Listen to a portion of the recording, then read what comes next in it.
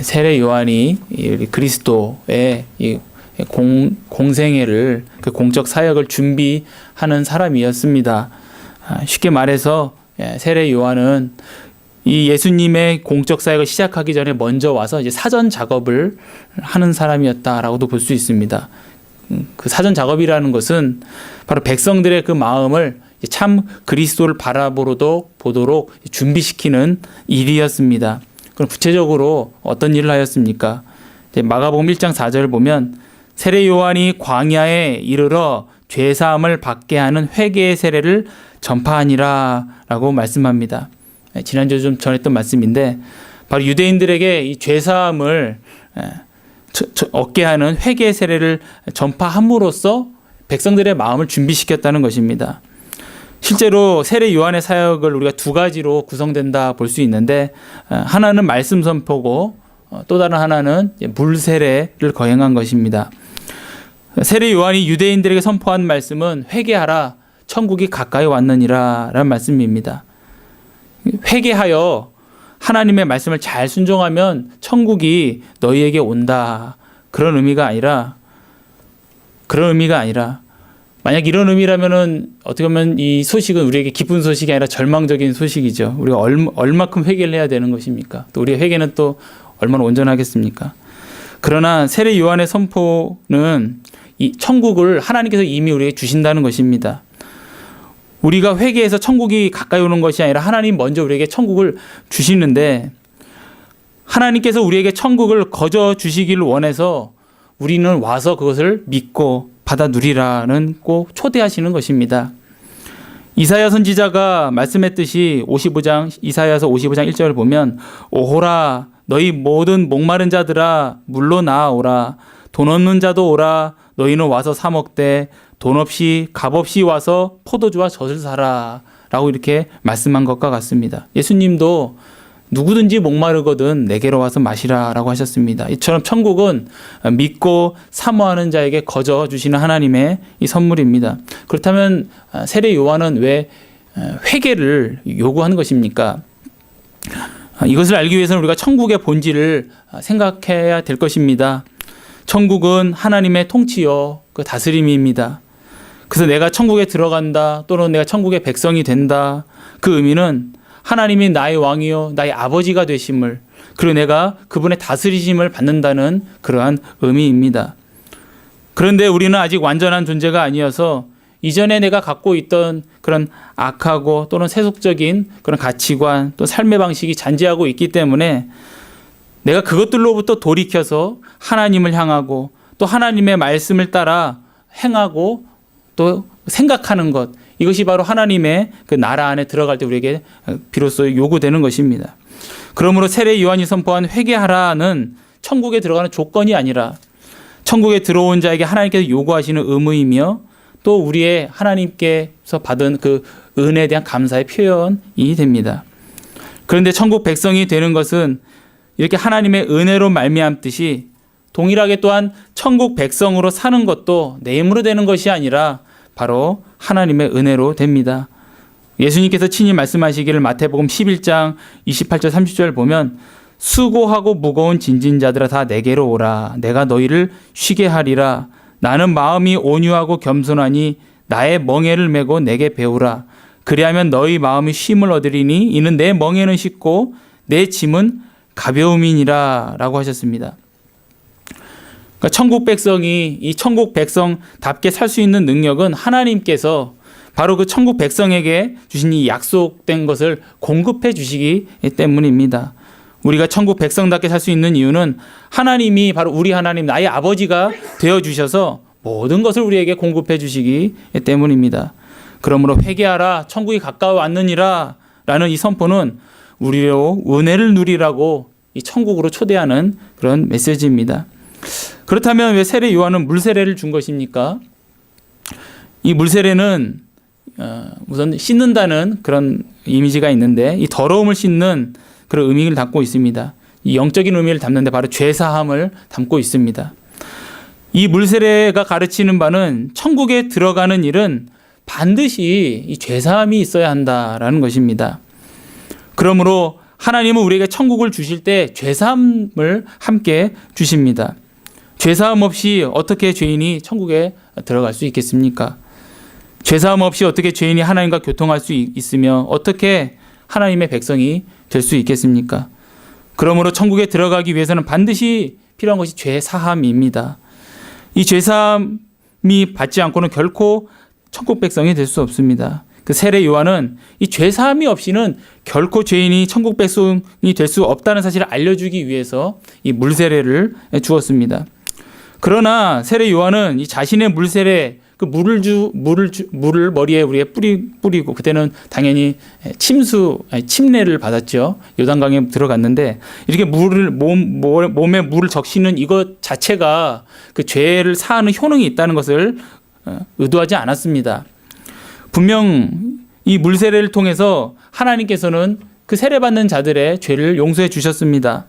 그러나 물세례 자체에 그 효능이 있는 것이 아니라 또는 그 물세례를 주는 그 세례 요한에게 어떤 능력이 있어서 그 사람의 근거에서 용서를 받았던 것도 아니고 바로 세례 요한의 의도는 사람들이 세례 요한의 물세례를 의지하는 것이 아니라 바로 자신에게 찾아온 사람들이 앞으로 자신이 드러내실 그리스도를 의지하여서 이 물세례를 받기를 원했습니다. 그래서 요한복음 1장 26절 27절 우리 앞에 본문인데 제가 읽어보면 이렇게 말했습니다.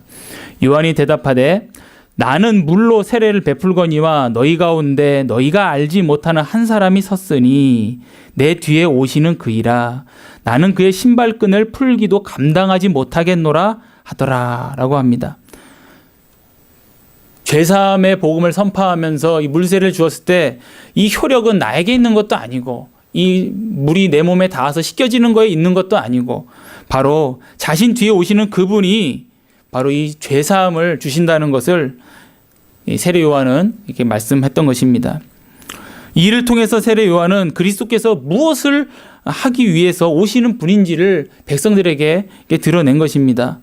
세례 요한은 백성들의 마음속에 참된 그리스도의 상을 어떻게 보면 그려졌다고도 볼 수 있습니다. 그래서 백성들로 하여금 참 그리스도를 바라보고 갈망하게 하였습니다. 그리고 때가 되었을 때 세례 요한은 그 그리스도가 누구신지를 직접적으로 이제 지목을 해주게 됩니다. 그 사람들로 하여금 헷갈리지 아니하고 분명히 그리스도로 날아갈 수 있게 했습니다. 그리고 이제 세례 요한은 이제 퇴장을 하지요. 오늘 우리가 읽는 본문 말씀에서 세례 요한은 그리스도께서 이 땅에 이루실 일이 무엇이고 또 우리에게 무엇을 주시는 분이신지 그것을 말씀하고 있습니다. 그리고 그리스도가 정말 누구인지 구체적으로 어떤 사람인지 그를 지목을 해줍니다. 오늘 우리도 이 세례 요한의 증언을 통해서 그리스도께서 우리를 위해서 무엇을 행하셨고 또 우리가 어떤 유익을 얻는지 또 우리가 살펴보고요. 또 그분을 찬양할 수 있길 바랍니다. 오늘 본문을 통해 소개되는 사건은 예수님께서 세례 요한에게 세례를 받으시고 그리고 성령이 비둘기같이 예수님 위에 내려오게 되어 세례 요한이 바로 이 예수님을 하나님의 아들이라고 증언하는 그런 이야기입니다. 그런데 오늘 이 요한 복음의 저자인 사도 요한이 오늘 이 복음서를 기록할 때 이 사건을 소개하면서 19절부터 이 28절에서 사건을 소개했던 방식과는 조금 다르게 이 사건을 진술합니다. 즉 앞선 단락에서는 사도 요한이 직접 그 사건에 대해서 설명을 했다면 오늘 읽은 단락에서는 사도 요한이 사건을 자기가 직접적으로 설명하는 것이 아니라 세례 요한의 증언을 직접적으로 인용한 듯이 딱딱딱 끊어서 거의 인용으로 가득 찬 진술을 우리에게 알려주고 있습니다. 그래서 세례 요한의 직접적인 증언을 들음으로써 우리가 오늘 예수가 그리스도이심을 우리가 확인할 수 있게 하고 있습니다. 오늘 29절 말씀을 보면 예수님께서 세례 요한에게 세례를 받기 위해 다가가십니다. 그러자 세례 요한은 자신에게 다가오는 분이 그리스도시라는 것을 알아보고 그분을 가리켜서 세상 죄를 지고 가는 하나님의 어린 양이라고 이렇게 부릅니다. 그러나 이어지는 말씀을 보면 세례 요한은 또 나는 이분이 누군지 몰랐다라고 이렇게 말을 하고 있습니다. 31절 상반절을 보면 나도 그를 알지 못하였으나 라고 말하고, 또 33절 상반절을 또 보면 나도 그를 알지 못하였으나 라고 말하고 있습니다. 즉 세례 요한이 이 예수가 그리스도라는 것을 안 것은 자신의 어떤 깨달음에 의한 것이 아니라 하나님의 계시로 말미암았다는 것을 말해주고 있습니다. 나는 몰랐는데 하나님이 알려주셔서 계시로 알게 됐다. 그래서 오늘 세례 요한이 그리스도이신 예수님을 부르는 호칭을 또 주목해 볼 필요가 있습니다. 왜냐하면 이 호칭에서 예수님이 우리에게 무엇을 하시는 분이신지를 오늘 알려주기 때문에 그렇습니다. 오늘 세례 요한이 그리스도이신 예수님을 가리켜서 세상 죄를 지고 가는 하나님의 어린 양이라고 불렀습니다. 이것과 더불어 우리가 주목해야 될 것은 이 세례 요한이 자신이 물세례를 준 목적을 언급한 내용입니다. 31절 중반절을 보면 이렇게 말합니다. 내가 와서 물로 세례를 베푸는 것은 그를 이스라엘에게 나타내려 함이라 라고 했습니다. 세례 요한은 자신이 준 이 물세례의 목적이 그리스도를 나타내는 것이다 라고 말씀하고 있습니다. 엄밀하게 말하면 물세례를 통해서 그리스도가 어떤 분이신지가 증거된다는 것입니다. 앞에서 말씀드렸듯이 물세례는 바로 완전한 죄사함을 의미합니다. 그래서 이 죄사함의 권능은 말씀드렸듯이 물세례 자체나 또는 세례 주는 자에게 있지 않고 그 권위와 능력이 바로 다른 출처, 바로 그리스도께 있음을 앞서 말씀드렸습니다. 바로 그리스도께 있습니다. 세례 요한은 물세례를 통해서 선언되는 죄사함이 세례 요한의 경건에 의한 것이 아님을 분명하게 말했습니다. 그리고 죄사함의 효능은 자신을 보내시며 자기 뒤에 오시는 분께 의존되어 있다라고 고백했습니다. 그리고 자신은 그 그리스도의 신발끈도 풀기를 감당하지 못할 정도로 그 그리스도는 너무너무나 높으신 분임을 고백했습니다. 그분은 자기보다 먼저 계신 분이시고 이게 먼저 계셨다라고 하셨는데, 사실 우리 성경 보면은 세례 요한이 먼저 잉태되거든요. 그러니까 여기서 말하는 먼저 됐다는 것은 그리스도께서 하나님이심을 고백하는 것입니다. 그래서 그분은 하나님이시고 하나님의 독생자시죠. 이러한 분이 우리의 죄사함을 위해서 몸소 세상 죄를 지고 가는 하나님의 어린 양이 되셨다라고 고백을 하고 있습니다. 그러므로 하나님의 독생자께서 우리가 받아야 될 죄의 형벌을 이제 다 받으시는데, 그 십자가에서 이루셔서 우리 죄사함을 우리에게 주시는데, 바로 그것을 그리스도께서 시작하시는 의미로서 죄인이 아님에도 죄인처럼 물세례를 받으셔서 낮아지시는 사역을, 이미 잉태 때부터 낮아지셨지만 그 공생애의 시작을 낮아지신 모습을 보이심으로써 철저하게 우리를 위하여 이 모든 것을 지심을 보여주셨습니다. 예수님께서 세례 요한에게 그리스도가 누구신지를 지목해, 세례 요한이 그리스도가 누구인지를 지목해 주면서 이 세례 요한의 사역을 통해서 예수가 그리스도한 것을 드러내는 하나의 표적을 하나님께서 보여주셨습니다. 그게 33절에 나오는데 함께 읽겠습니다. 제가 읽겠습니다. 나도 그를 알지 못하였으나 나를 보내어 물로 세례를 베풀라 하신 그이가 나에게 말씀하시되 성령이 내려서 누구 위에든지 머무는 것을 보거든 그가 곧 성령으로 세례 베푸는 이인 줄 알라 하셨기에 라고 말씀합니다. 세례 요한이 예수님께 세례를 베풀었을 때 예수님께 가시적인 형상, 눈에 보이는 가시적인 형상으로 예수님 위에 성령께서 임하셨는데 바로 비둘기와 같은 모양으로 임하셨다라고 성경이 우리에게 알려주고 있습니다.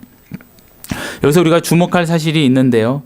먼저 성령이 그리스도께 임했다라는 사실입니다.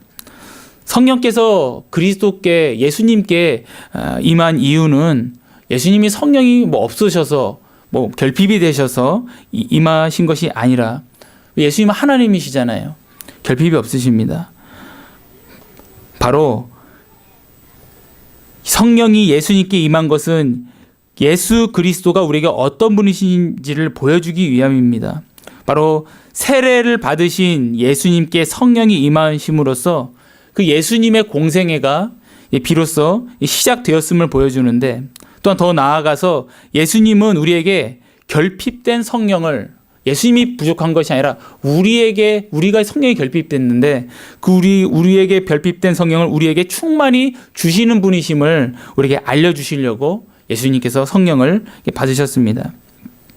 그래서 예수님께서 우리에게 성령으로 세례를 베푸시는 이시라는 사실을 예수님께서 몸소 성령을 받으심으로써 우리에게 알려주신 것입니다.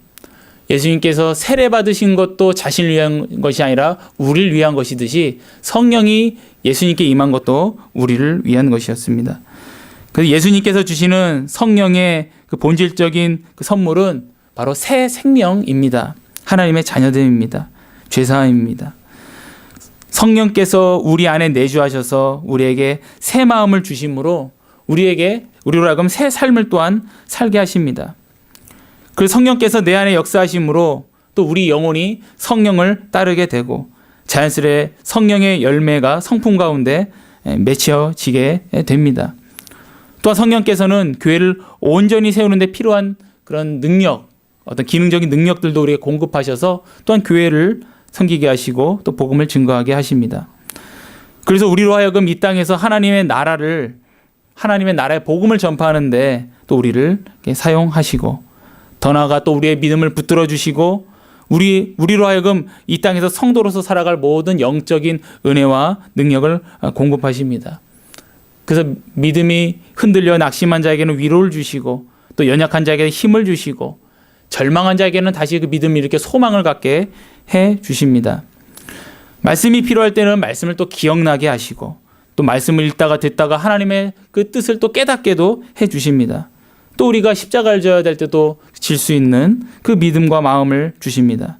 또 우리가 기도할 때 기도할 수 있도록 믿음을 도와주시고 또 그렇게 함으로써 우리로 하여금 이 땅에서 끝까지 그 믿음으로 승리할 수 있게 도와주십니다. 이것이 성령께서 우리에게 주시는 선물이고 이것이 바로 그리스도로 말미암아 우리에게 주어집니다.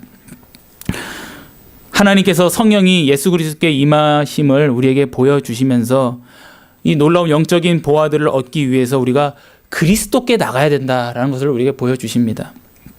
뿐만 아니라 하나님께서는 우리가 주님께 이 은혜를 구하는데 두려움이 없게 하시려고 오늘 이 성령이 예수님께 임할 때 비둘기의 형상으로 보이게 했습니다. 비둘기라고 한다면 좀 쉽게 우리가 생각한다면 최소한 우리가 두려움이 없습니다. 그리고 어떤 거부감이 없습니다. 비둘기는 우리에게 어떤 이미지가 있냐면 온순한 그런 이미지가 있습니다. 그래서 하나님께서 이런 이미지를 통해서 우리로 하여금 이 성령을 우리에게 알려주시는 면이 있는데 우리가 성경을 보면 노아 홍수 사건 때 방주에서 홍수의 물이 감했는지 확인하기 위해 보냈던 동물이 우리 비둘기였지요. 물론 먼저 까마귀는 보냈지만 까마귀는 결국에 마지막엔 돌아오지 않았습니다. 그러나 그 비둘기는 곧 돌아왔습니다. 우리가 생각하기로 까마귀는 아마 뭐 죽은 시체들을 먹지 않았을까, 그래서 돌아오지 않았을 것이다 생각하고, 그러나 비둘기는 그러지 않기 때문에 다시 자기의 집으로 돌아왔다 우리가 생각합니다. 어쨌거나 이 홍수 심판의 끝을 상징하는 어떻게 보면 하나님의 그 화평, 평화를 상징하는 것이 이 비둘기입니다. 하나님께서 이렇게 순결함과 평화와 온유함의 상징인 비둘기의 형상으로 성령이 예수님께 임하게 하셨습니다. 이것은 성령의 충만한 가운데 계신 예수님의 온유함을 또한 우리에게 보여주시는 것입니다. 예수님의 온유함을 이사야 선지자가 이렇게 예언했습니다. 이사야서 42장 1절부터 4절 제가 읽으면 내가 붙드는 나의 종 내 마음에 기뻐하는 자 곧 내가 택한 사람을 보라. 내가 나의 영을 그에게 주었은즉 그가 이방에 정의를 베풀리라. 그는 외치지 아니하며 목소리를 높이지 아니하며 그 소리를 거리에 들리게 하지 아니하며 상한 갈대를 꺾지 아니하며 꺼져가는 등불을 끄지 아니하고 진실로 정의를 시행할 것이며 그는 쇠하지 아니하며 낙담하지 아니하고 세상에 정의를 세우기에 이르리니 섬들이 그 교훈을 앙망하리라 라고 했습니다. 오늘 이사야서 말씀 보면 이 여호와의 종의 이 사역과 그리고 그 종의 그 모습이 어떻게 보면 좀 약간 좀 대조적으로 느껴질 수 있습니다. 어떤 면에서 그러냐면 이 여호와의 종의 사역은 굉장히 큰 스케일을 갖고 있습니다. 바로 이방에게 정의를 베푸는 일을 하고 계십니다. 그리고 그 사역의 가치도 너무 숭고한 일입니다. 근데 정작 그분의 모습은 어떠하냐고 오늘 말씀하면, 그는 자기 목소리를 크게 키우지 않는다라고 이렇게 말씀하고, 그 소리를 거리에 들리게 하지 않는다고 말씀합니다. 어떻게 보면 그 정반대가 되어야 될 것 같은데 그렇게 우리에게 말씀하고 있습니다.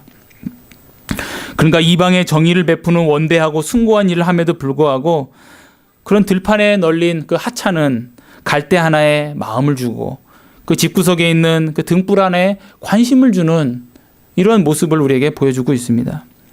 상한 갈대를 꺾지 않는다라고 했는데, 이 상한 갈대를 꺾지 않는다는 것은 무엇입니까? 상한 갈대를 보신 적이 있습니까? 풀의 줄기 가운데가 딱 구부러져서 접히면, 한번 구부러진 풀은 잘 못 쓰더라고요. 근데 또 바로 죽지는 않더라고요. 계속 그렇게 힘없이 살다가 결국엔 말라 죽는데, 그래서 잘 자라지도 못합니다. 그래서 결정적인 것은 이렇게 상한 갈대는 자라지도 못하고 앞으로 열매를 맺을 것도 기대할 수가 없고, 어떻게 보면 그냥 과감히 잘라서 없애는 것이 남은 줄기들에게 유익이 되지 않을까라는 생각이 들 정도로 그러한 존재입니다. 또 오늘 말씀에 꺼져가는 등불이라는 말씀도 있습니다. 꺼져가는 등불이 꺼져간다는 것은 이제 심지가 다했거나 또는 기름이 다해서 이제 깜빡 이제 그 등불이 약해져 가는 것인데, 이런 등불은 이제 소망이 없습니다. 이제 꺼지는 일만 남은 등불이죠. 막 꺼지든 말든 파라라 떨리면은 보는 사람이 막 짜증이 날 정도입니다. 확 꺼버리고 싶은 마음도 들 수도 있겠습니다. 그런데 오늘 말씀에 여호와의 종은 이상하게도 이렇게 소망 없고 정말 가망성이 없는 이 상한 갈대, 꺼져가는 등불을 외면하지 않고 오늘 포기하지 않고 오히려 여기에 마음을 두고 관심을 둔다는 모습을 우리에게 알려주십니다. 왜냐하면 이 여호와의 종이 이 연약한 것들을 안타깝게 여기고 또 불쌍하게 여기기 때문입니다. 그래서 이 여호와의 종은 어떻게든 이 상한 갈대를 바로 세워서 회복시켜 열매 맺는 대로 이끌길 원하는 것이고, 또 이 꺼져가는 등불을 어떻게 심지를 살리고 기름을 채워서 다시 빛을 비추도록 하기를 원하는 마음이 있는 것입니다. 바로 이 여호와의 종이 그리스도시고 상한 갈대 꺼져가는 등불이 바로 우리입니다. 그리스도께서는 죄로 타락한 우주를 자신의 생명을 주심으로써, 자기 자신을 주심으로써 구속하시고, 그리고 하나님의 영광을 나타내는 이 원대한 숭고한 일을 하심에도 그분은 상한 갈대 하나, 꺼져가는 등불 하나에도 마음을 쓰시며 불쌍히 여기십니다. 그러므로 우리 자신이 오늘 상한 갈대이고 또 소망 없어 보일 수 있을지인데, 그럼에도 하나님께서는 우리를 그렇게 하찮게 여기시는 것이 아니라 다시 살리길 원하시고 회복시키기를 원하신다는 것을 우리가 알게 됩니다. 우리가 이 땅에서 믿음으로 살고자 하지만 자기 자신의 연약함과 외부의 시험으로 우리는 이렇게 꺾일 때가 있고 또는 파르르 떨릴 때가 있습니다. 그래서 나에게는 소망이 없나 보다, 나는 여기까지인가 보다 라고 우리가 자포자기 할 때도 있을 것 같습니다. 그러나 오늘 주님께서 우리에게 성령을 보내심으로 하늘의 모든 보화를 우리로 하여금 누리게 하시는 분이심을 분명히 알려주셨습니다. 우리가 그리스도께 나아갈 때 우리 하나님의 자녀로서 때로는 우리가 이제 꺾였다고 생각하지만 다시 이렇게 세움받고, 또 우리는 아무 소망이 없다고 생각하지만 다시 하나님의 자녀로서 하늘의 공급을 받아 일어서서 주의 빛을 밝게 비추는 우리가 될 줄로 믿습니다. 이 주님 의지하며 나아가는 우리가 되었으면 좋겠습니다. 기도하셨습니다. 거룩하고 자비로우신 하나님 아버지, 주님께서 저희를 위하여, 정말 아무 소망 없는 저희를 위하여 물세례를 받으실 필요가 없으신 분이 죄인의 자리에서 세례를 받으시고, 또 우리에게 성령을 주시고자 또 성령이 또 우리 주님께 임하였습니다. 이 모든 것이 다 우리를 위한 것임을 믿고 감사합니다. 저희는 꺾여진 갈대요, 또한 다 꺼져가는 등불이었는데 주님께서 지금까지 이 자리까지 우리를 세우셨으니 또한 감사합니다. 그러나 저희의 힘으로는 앞으로도 하나님 살아갈 능력이 없사오니 주의 백성으로 비출 하나님의 하늘의 권능 성령의 능력 날마다 공급하여 주시고 날마다 그리스도께로 나아가 공급받아 승리하며 나아가는 저희들 될 수 있도록 주여 붙들어 주시옵소서. 감사드리며 살아계신 예수님의 이름으로 기도드리옵나이다. 아멘.